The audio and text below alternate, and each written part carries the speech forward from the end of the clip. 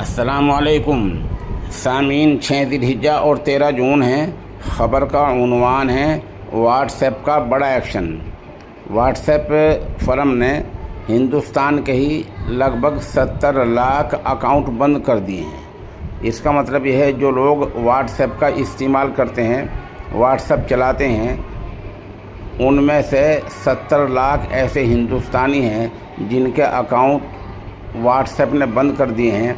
अब ये कभी भी व्हाट्सएप नहीं चला पाएंगे।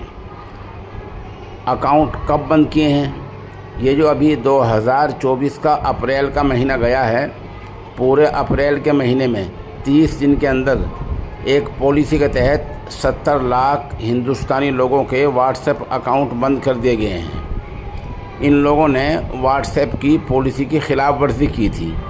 क्या ख़िलाफ़ वर्जी होती है?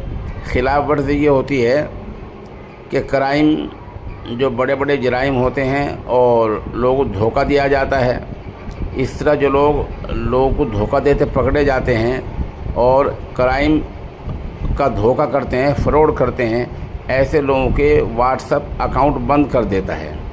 या कोई मुल्क उसके ख़िलाफ़ दरख्वास्त देता है किसी के ख़िलाफ़ कि ये गलत चल रहा है, पॉलिसी के ख़िलाफ़ चल रहा है, देश की सलामती के ख़िलाफ़ चल रहा है, तो उसका अकाउंट भी व्हाट्सएप बंद कर देता है।